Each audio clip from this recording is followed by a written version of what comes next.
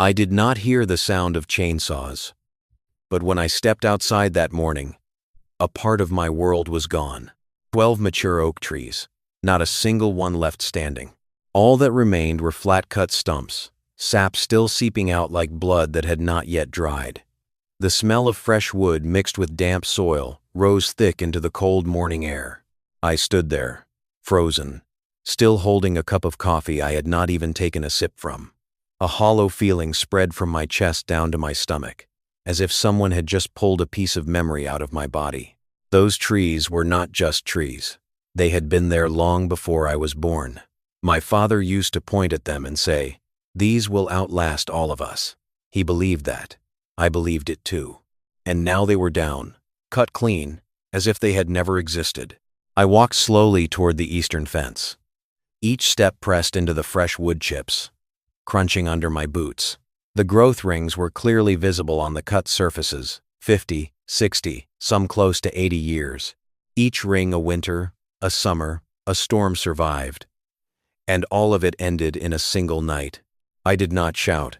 I did not call the police. I did not run to my neighbor's house. I just stood there and looked.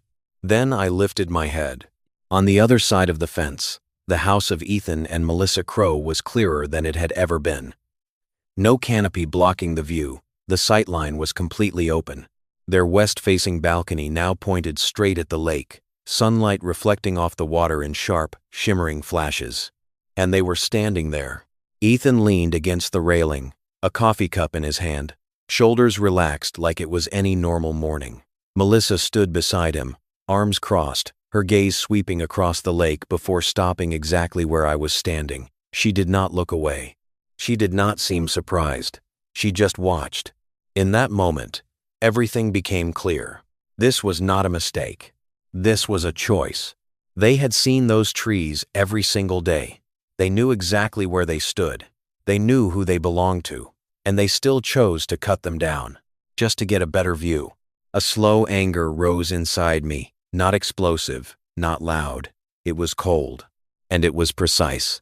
I took a deep breath, then turned back to look at each stump one more time, as if committing them to memory for the last time. My name is Daniel Harper. I am 42 years old.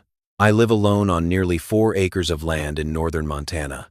I work remotely, consulting on supply chain systems for small manufacturing companies. My work is quiet.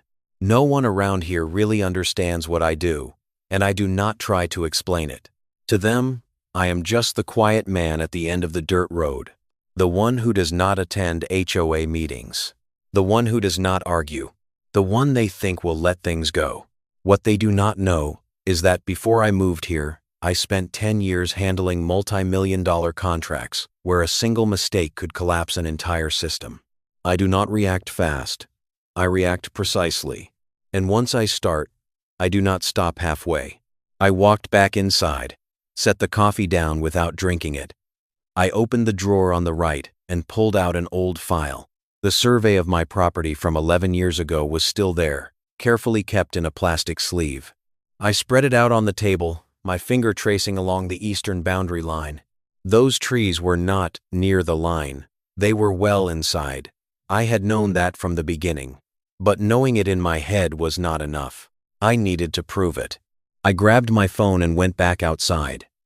I photographed every stump, wide shots, close-ups. I photographed the fence. I captured the distance between each stump and the boundary markers.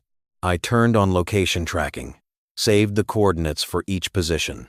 Every detail, every centimeter, I recorded. A light wind moved through the empty space where the trees once stood. No more rustling leaves, no more shade, only silence, and a clear, uninterrupted view of the lake. I paused, looking once more toward the crow's balcony. Ethan had already gone inside. Melissa was still there. Her expression was no longer challenging. It was something closer to waiting. Maybe they thought the next step would be an argument, a confrontation across the fence, a half-hearted apology. They did not understand. I was not going to talk. I was going to document everything, and then let the law speak for me. It was not the value of the wood that left me numb. It was the value of time that had been cut off in a single night. I stood in the empty stretch of land where the trees once stood, and for the first time I realized I had not just lost trees. I had lost a layer of memory, a layer of protection, a part of myself. The light poured in too harshly now. It was not gentle like before. It was sharp, direct, and cold. Before, every morning, sunlight had to filter through the canopy, breaking into soft fragments across the ground. Now it fell without resistance, exposing everything. My house, my front yard, me. I had never realized how much I needed that privacy. Until it was gone. I walked slowly along the eastern boundary, my hand brushing lightly against each stump. The wood was still damp. Some of them were still covered in sawdust. I crouched down and touched the exposed rings with my fingers. Perfect circles, each one marking a year of existence. Some rings were thick, years of good rain and steady growth. Some were thin, signs of drought and hardship. But all of them were here, stacked together, forming something no amount of money could ever replace. Time. I thought back to last fall, when the oak trees turned a deep red, almost glowing under the evening light. I had stood on my porch, taking a few photos. Not to post anywhere, just because it was beautiful.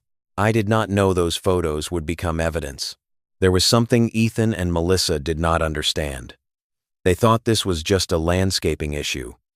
A few trees blocking a view. A simple decision to improve their property. They did not understand that those trees were part of a small ecosystem I had preserved for over 10 years. Every spring, birds returned to nest in the higher branches. There was a pair of woodpeckers that often perched on the largest trunk, tapping steadily like a natural clock. In the summer, the shade from the trees kept the ground cool, the grass from burning yellow. And in the winter, when the snow fell, the dark trunks stood out against the white, creating a quiet scene no photograph could fully capture. All of it was gone, just to trade for a clear line of sight to the water. I looked up again toward the Crow house. This time, the balcony was empty, but the glass reflected the shimmer of the lake. I could imagine what they had said to each other the night before. Finally done. The view is amazing. Totally worth it. I tightened my jaw slightly. Not out of anger, but because I was starting to understand them more clearly. They did not just want to see the lake.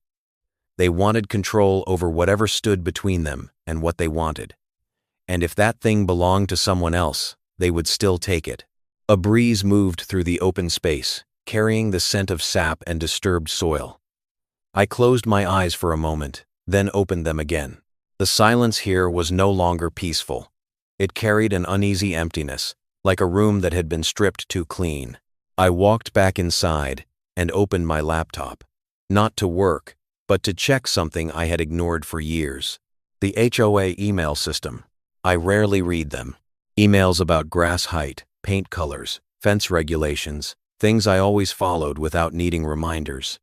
But today, I started searching. 3 months ago. An email from management. Subject line, Landscape Compliance Reminder. I opened it. The message was long, but one line made me stop. Residents are encouraged to maintain visual harmony and preserve scenic views where possible. I read that sentence twice. Preserve scenic views. There was no direct requirement, no order, just encouraged. But for people like Ethan and Melissa, that could be interpreted very differently. I scrolled down to the bottom. The sender, Melissa Crow. A faint smile crossed my face. Not amusement, recognition. She was not just a neighbor. She was part of the HOA. And suddenly, everything began to connect. The vague emails, the subtle reminders about views. And then, one night, the trees were gone. I leaned back in my chair, eyes still on the screen but my thoughts already moving beyond it. This was no longer an impulsive act. It was planned, considered, and carried out with the confidence that no one would challenge it. Maybe they thought I was just the quiet man at the end of the road. Maybe they thought I would accept an apology, take a small payment, and move on. They did not know that my job was built on finding the gaps people hoped no one would notice. They did not know I had spent years dealing with people who believed they were above the rules. I closed the laptop. If they wanted to turn this into an HOA story, that was fine.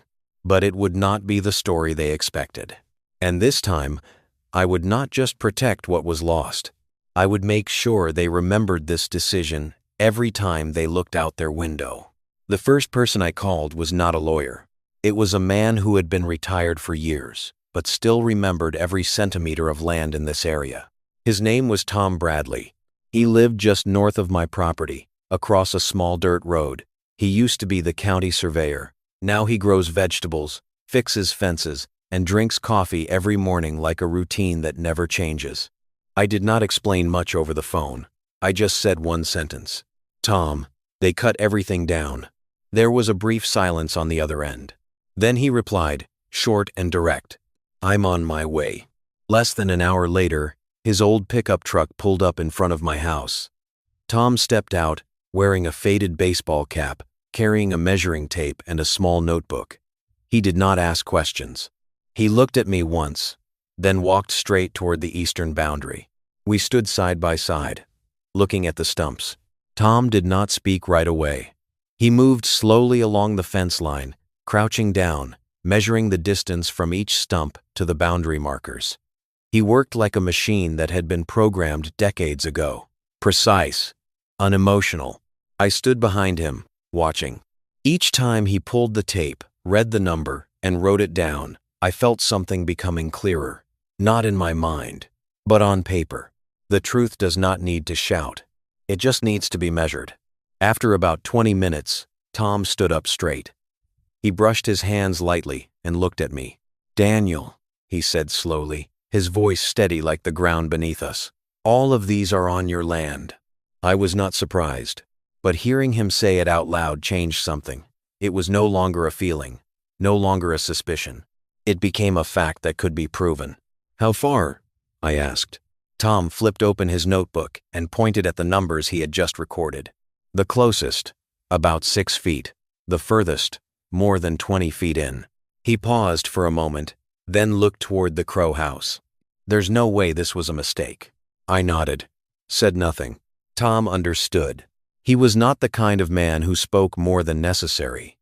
He took his pen and wrote a few more lines. Date, time, location. A simple record, but enough to stand up to any question.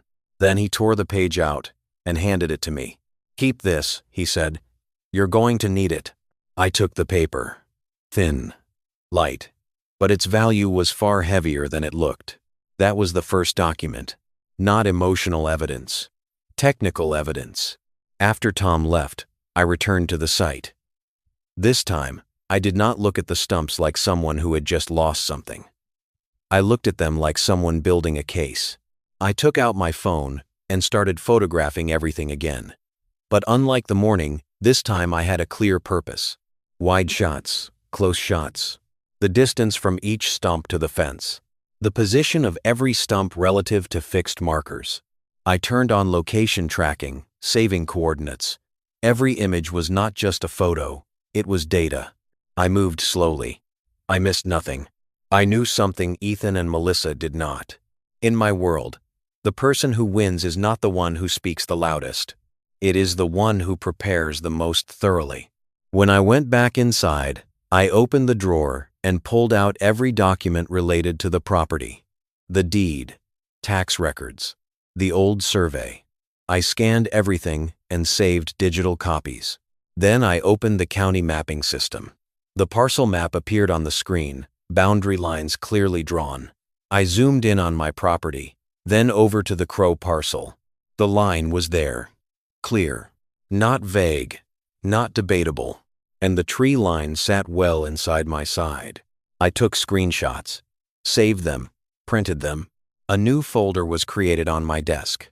I labeled it with today's date. Then I began organizing everything inside.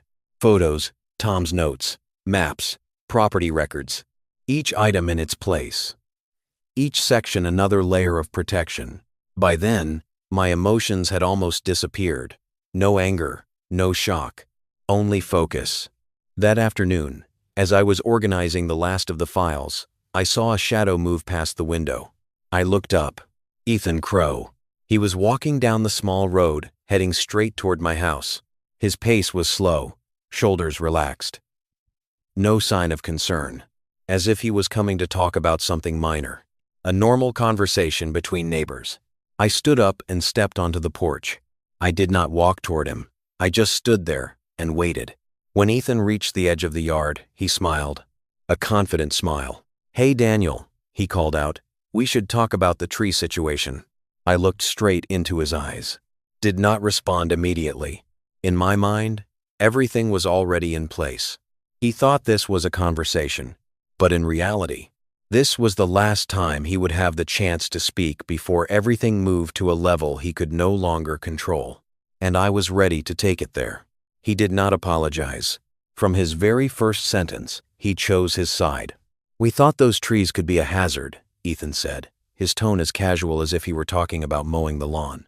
Some of the branches had started reaching over this way. I did not respond right away. I just looked at him. The wind moved through the empty space between us, carrying the lingering scent of fresh-cut wood. Sunlight fell straight down, with no canopy left to soften it. Ethan shifted his weight from one foot to the other, but the smile stayed on his face. It was not the smile of someone who knew he was wrong.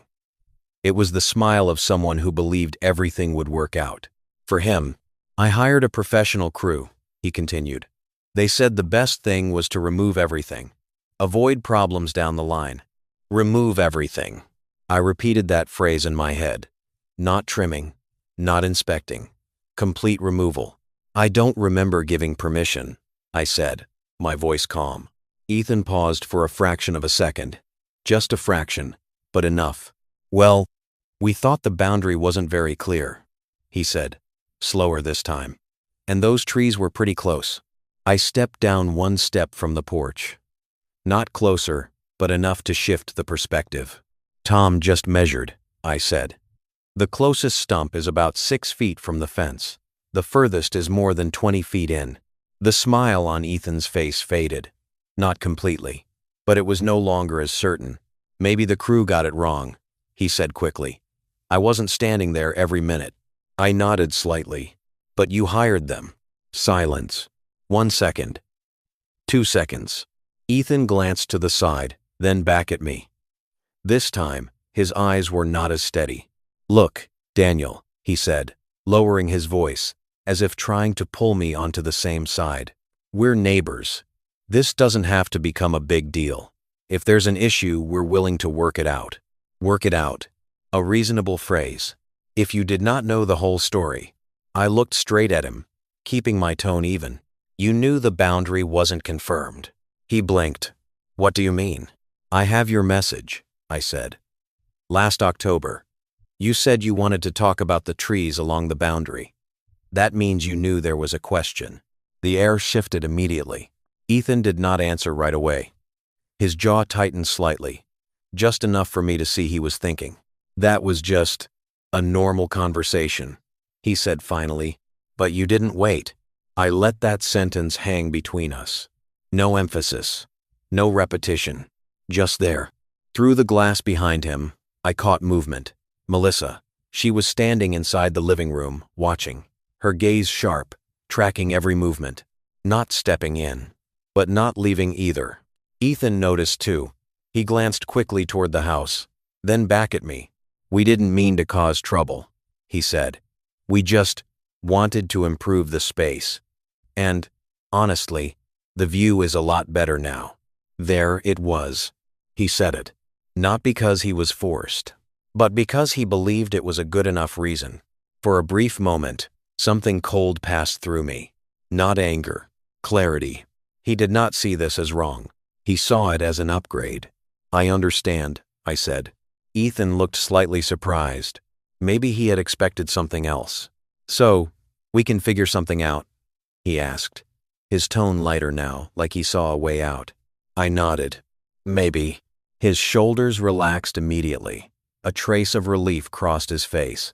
He thought he had pulled me into a negotiation. He did not know I had never stepped into it. "I'll be in touch," I said. Nothing more. Ethan waited a second, as if expecting conditions. When none came, he nodded. "All right, I'm sure we can work this out." "Sure." I watched him turn and walk back toward his house. When he opened the door, Melissa was already there. They said something to each other, quick and quiet. Then the door closed. The space fell silent again. I stood there for a few more seconds. Then I went back inside. As soon as the door closed behind me, I did not head to the kitchen. I did not sit down. I walked straight to my desk, opened my laptop, created a new document. Title: Timeline. I started typing. Date, time, event, every detail. The conversation that just happened. Every sentence he said. Every pause. Every admission. Not to remember. To use. Because there was one thing Ethan and Melissa still did not understand. This was no longer a conversation between neighbors. This had become a case file. And when a case file becomes thick enough, it does not need to raise its voice to win. 3 days later, a letter appeared at my door. No official envelope, no law firm logo. Just thick cream-colored paper, carefully handwritten. I read it twice, not because it was complicated, but because of how it was written. We are sorry if there has been any misunderstanding. Not an apology, just a misunderstanding. Every word was soft, almost warm. Melissa wrote about how much they valued neighborly relationships, about their hope to resolve everything peacefully.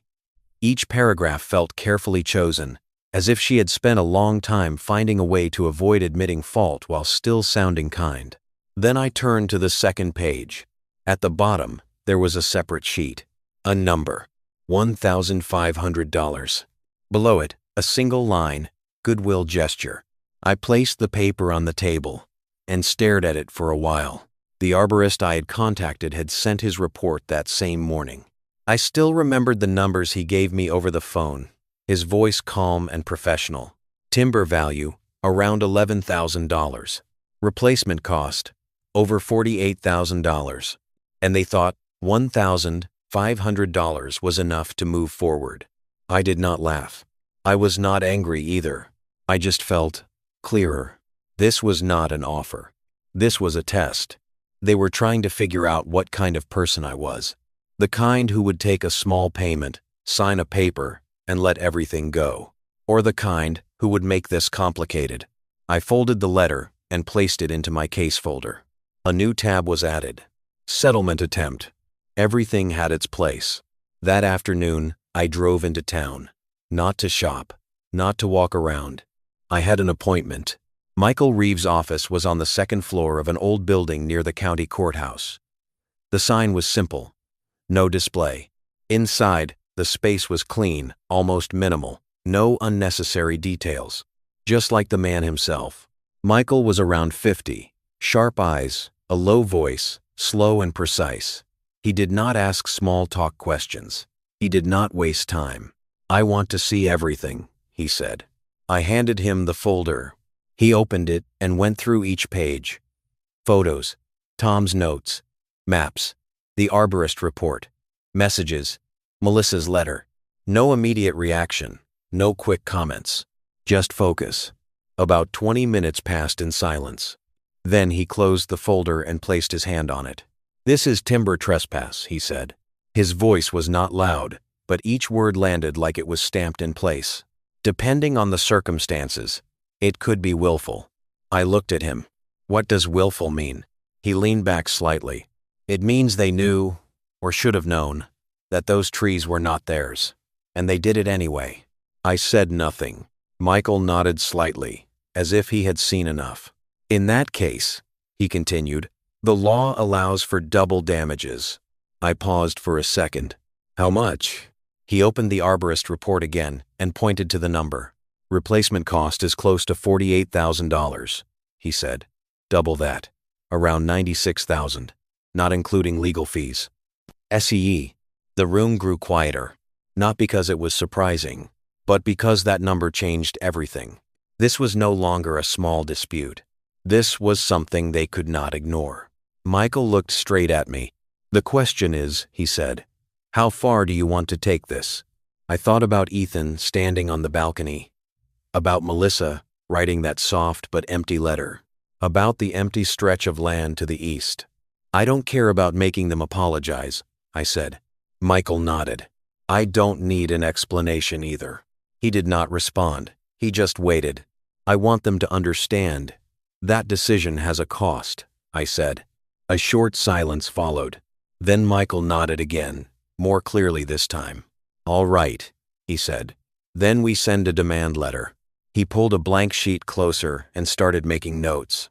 We set a reasonable number, based on the report, based on the law, and we give them a deadline to respond. I nodded. And if they refuse? Michael looked at me, his expression unchanged. Then we stop talking, he said. We sue. I stood up, taking my folder back.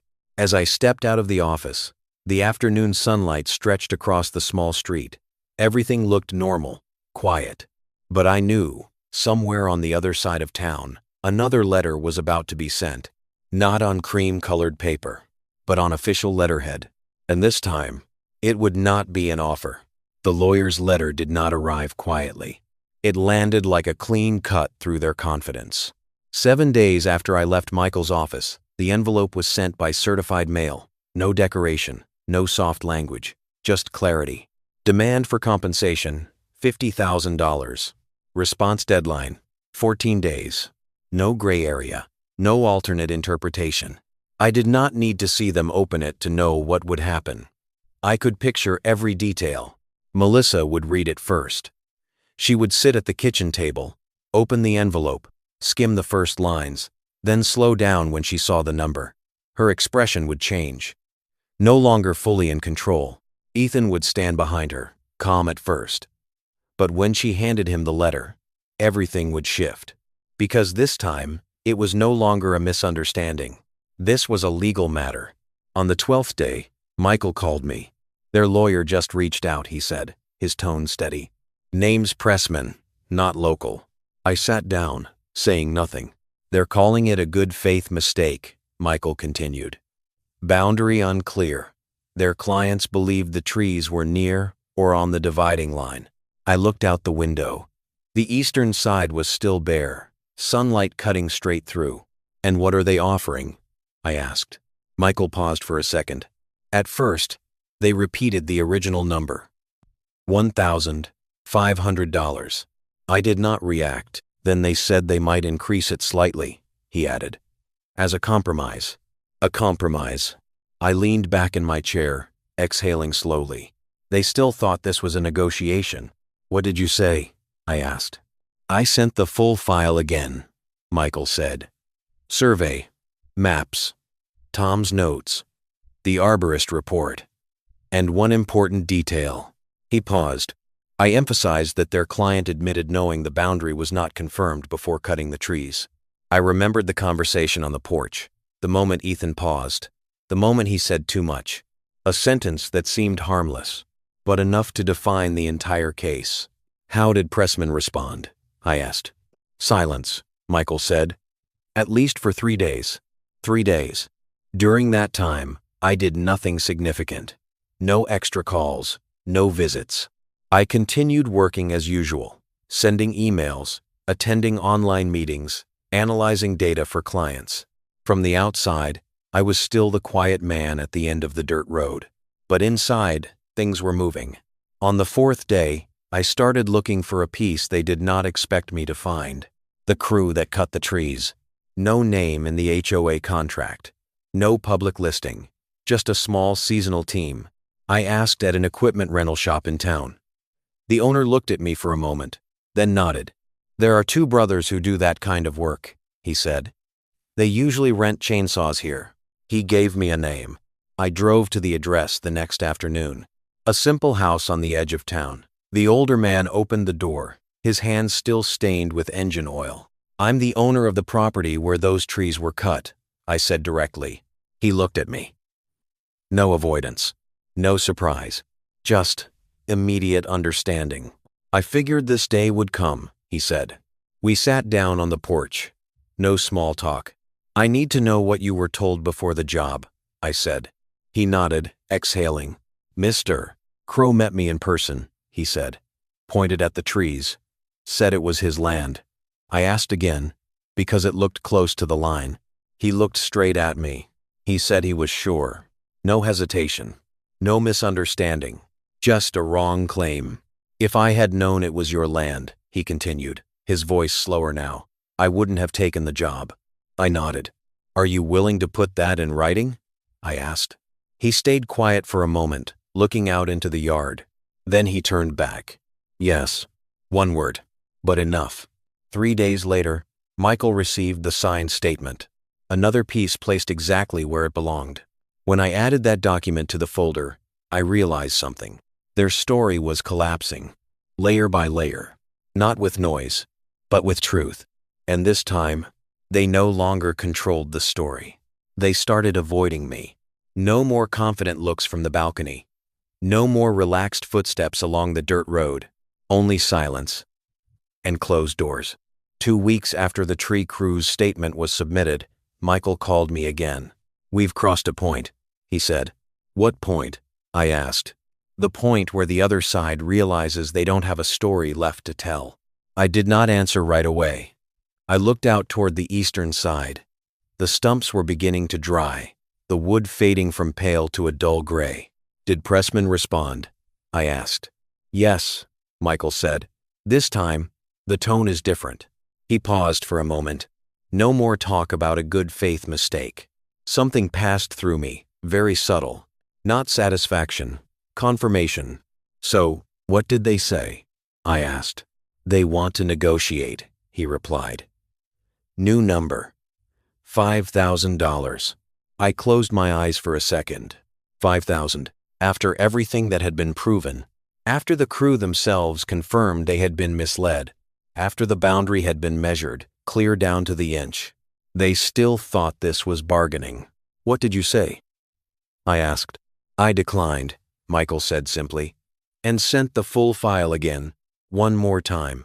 I nodded, even though he could not see me. The call ended, but I did not stand up right away. I sat there, hands resting on the table, eyes on the case file that had been growing thicker by the day. Each document was a piece of truth. Each piece, a nail sealing their story shut. But I was not done yet, because there was one more thing I needed. Something that did not just prove what they did, but what they knew before they did it. I opened my phone and scrolled through old messages, and I found it. A short exchange from months ago. Ethan. Hey Daniel, when you have time, we should talk about the trees along the boundary. Me? This month is a bit busy, maybe in the spring. No follow-up, no reminder, no conversation ever happened. Only action. I took a screenshot, saved it, printed it, a small detail, but enough to change how the entire situation would be seen. They did not just know, they intended to talk, and then they chose not to wait. That afternoon, I called Michael. I have something else, I said. I sent him the file. He reviewed it in silence. Then he exhaled softly. This is the part they won't want to see, he said. Why? I asked. Because it shows intent, he replied. They knew there was an issue. They had a chance to handle it the right way, and they chose to ignore it. A brief silence followed. That's very hard to defend in court. I nodded. I knew that, but hearing him say it made everything sharper. Are we there yet? I asked. Michael did not answer immediately. Enough to win? He asked back. No, I said. Enough that we don't have to argue anymore. A second of silence. Then he understood. I think we're there, he said. That evening, when I stepped out onto the porch, it was already getting dark. The harsh sunlight was gone. The emptiness was less visible than during the day, but the eastern side was still different. No leaves, no movement, just an open space and a clear, uninterrupted view of the lake. Across the way, lights came on inside the Crow house. Shadows moved behind the curtains, quick, restless. No one stood by the window anymore. I leaned against the railing, looking in that direction. They had gotten what they wanted, an unobstructed view, but in return, they had lost something they could not see right away. Control. This story no longer belonged to them. It had moved somewhere else, a place where emotion no longer mattered, only evidence. And when everything is laid out on the table, the truth does not need to raise its voice. It only needs to exist. And this time, it was on my side. They stopped attacking directly. Instead, they chose a different route and thought I would not notice. 3 days after we rejected their $5,000 offer, another letter appeared. This time, it was not from them. It was from the county planning office. I read the subject line once, then again. Notice of potential drainage violation. I stood still for a few seconds. Not because I was worried, but because I immediately understood what was happening. Someone had filed an anonymous complaint, claiming that I had altered the natural flow of water, affecting neighboring properties. I looked toward the east. The ground had been torn up by the tree removal, roots pulled out, soil disturbed. None of it was my doing. A faint smile crossed my face. Not amusement. Confirmation. They were panicking. I called Michael immediately. He listened, then paused for a second. Not surprising, he said. What should I do? I asked. Full cooperation, he replied. Let them inspect, document everything, and don't miss a single detail. I nodded, even though he could not see me. And Daniel, he added, his voice lower, this could be their biggest mistake. I did not ask anything further. I already understood. The inspection was scheduled 10 days later. During that time, I changed nothing. I did not fix anything. I did not interfere with the site. I left everything exactly as it was. Because sometimes, the truth is clearest when you do not touch it. The day of the inspection arrived. Cold air, light wind. The county inspector stepped out of his vehicle, carrying a notebook and a camera. He did not say much. Just nodded, then began walking along the boundary. I walked with him. We stopped at the eastern section. He crouched down, examining the ground, taking photos, writing notes.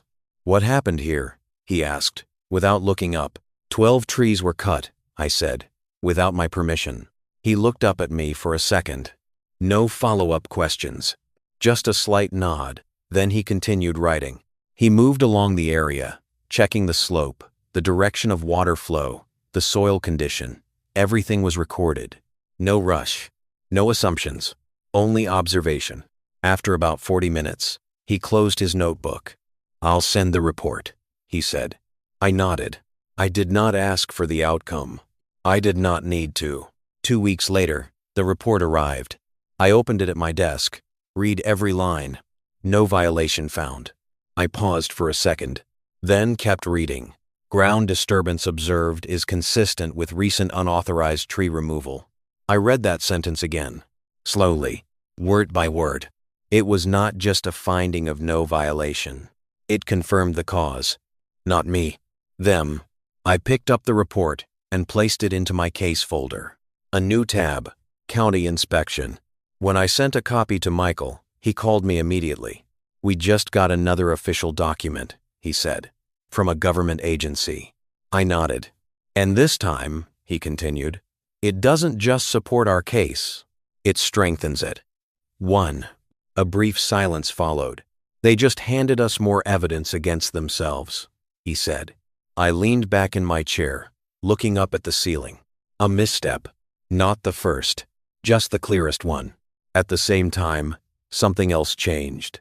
Melissa no longer looked outside. The balcony that used to be lit every evening was often dark. The curtains stayed closed. Movements inside the house were quick and brief.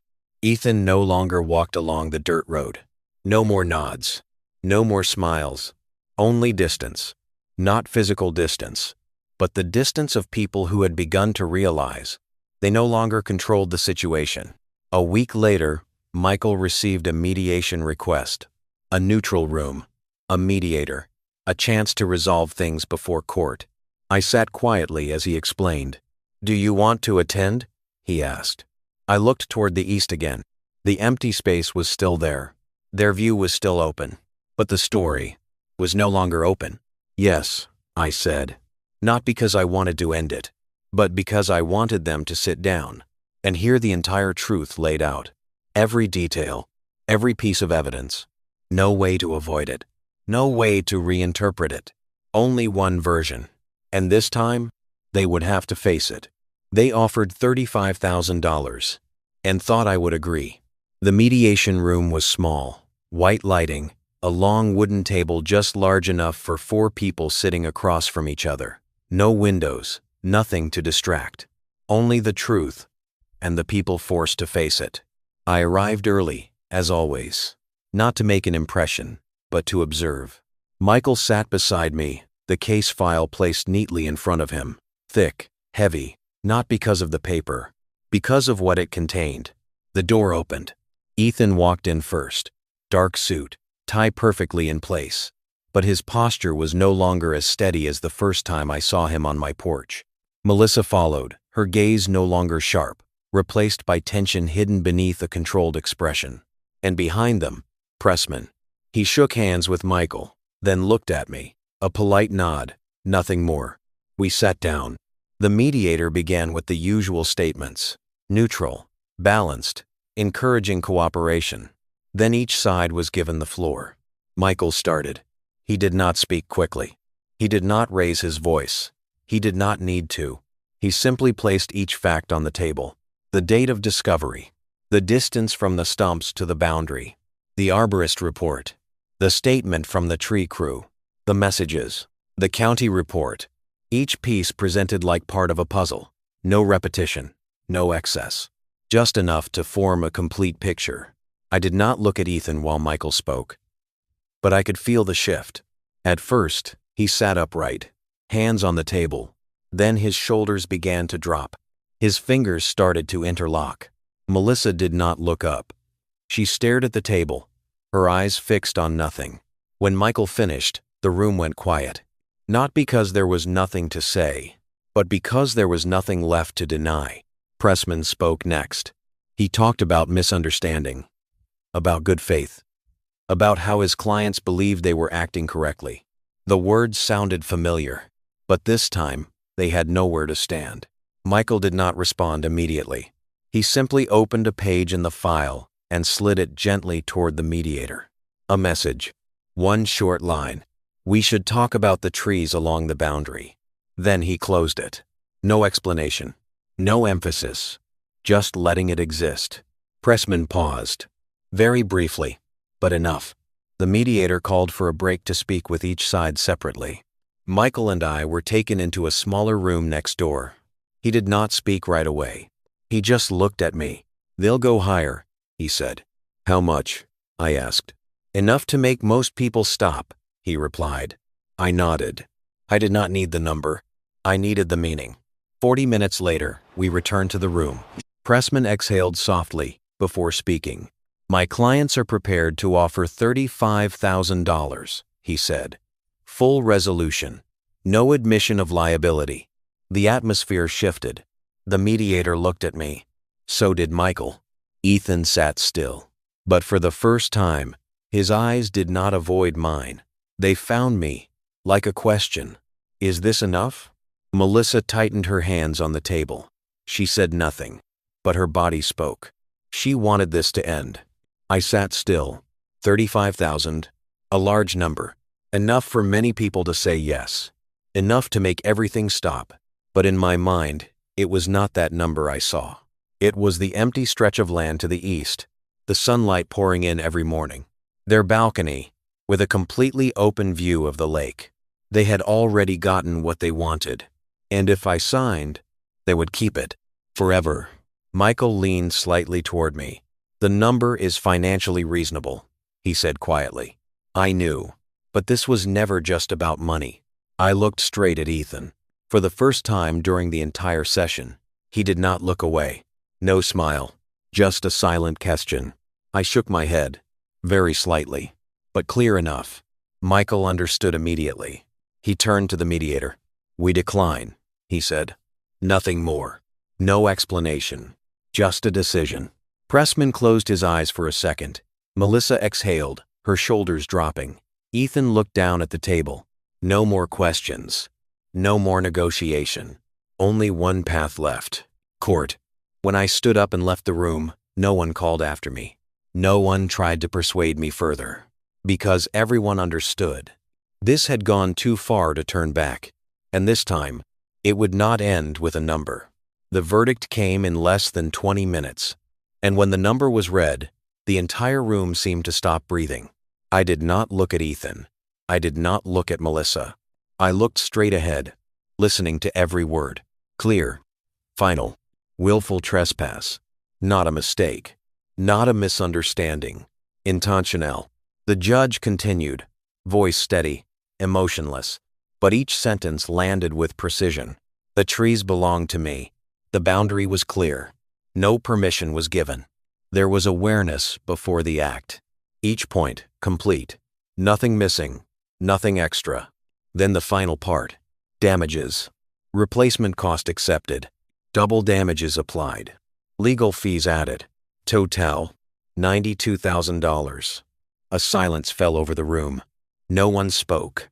Ethan sat frozen, his shoulders stiff, his gaze trying to hold steady, but with nothing left to anchor it. Melissa raised her hand to her mouth. She did not cry, but it was clear she was holding something back from breaking apart. Pressman lowered his head, writing quickly. No visible reaction, but the speed of his pen said enough. I sat still. No smile, no relief, just acceptance. Because this was not a victory in the way they imagined. This was a result, a consequence, of a chain of decisions. When we stepped outside the courthouse, the air felt colder than I remembered. Michael shook my hand. Very clean, he said. Very clear. I nodded. Thank you, I said. He gave a small smile. Not a celebratory one. Acknowledgement. I think you knew this from the beginning, he said. Maybe. But knowing and seeing it happen are not the same thing. I drove home in silence. No music. No calls. Just driving. When I turned onto the familiar dirt road, the sun was already lowering. Golden light stretched across the lake, and the eastern side was still empty. Their view was still there. I stopped the car. Sat for a moment. $92,000. A large number, but not enough to change what they had taken. Not enough to erase that empty space. I stepped out of the car and walked slowly toward the porch, then stopped, looking toward the Crow balcony. Door closed, curtains drawn, no one standing there, no one enjoying the view. I stood there for a long time. Then, I went back inside, opened my laptop, not to check email, not to work, but to search. County regulations, zoning, setback rules. What is allowed? What does not require a permit? I read every line, slowly, carefully, missing nothing. 3 hours passed. When I leaned back in my chair, everything was clear, completely legal. No permit required. No HOA could interfere. I picked up my phone, dialed a number. Can we start next week? I asked. There was a brief pause on the other end. Yes, the man replied. How many do you want planted? I looked out toward the east, the empty ground, the open view. Then I said, 50. A week later, the trucks arrived. Rows of arborvitae, 6 to 7 feet tall, were unloaded, deep green, dense, alive. I stood there, watching each one go into the ground. First row, then the second. Staggered. Spacing calculated precisely. No rush. No mistakes. By sunset, a new line of trees stood there. Not like before. Denser. Straighter. And they would grow taller. In 3 years, they would form a green wall. In 5 years, they would rise above the height of their balcony.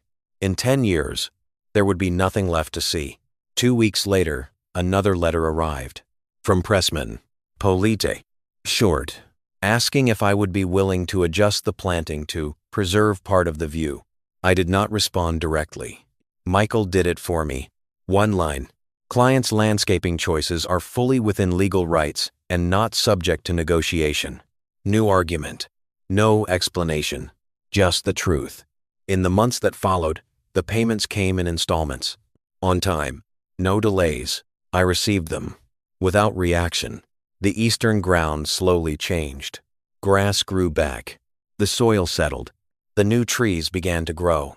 Slowly, but steadily. Every morning, I stood on the porch, watching them, not to compare with what was lost, but to see what was being built. I cannot replant 70 years. No one can. But I can plant something that will stand in the future. And on the other side, they will see it. every day. If you have ever heard HOA stories about Karens who think they can decide for others, remember this. Ownership is not an opinion. It is a boundary. And when that boundary is crossed, the law does not need to shout. It only needs to show up at the right time. If you were in that situation, what would you choose? Let it go? Or let the truth speak for you? Share your story. And if you want to hear more stories like this, stay with me.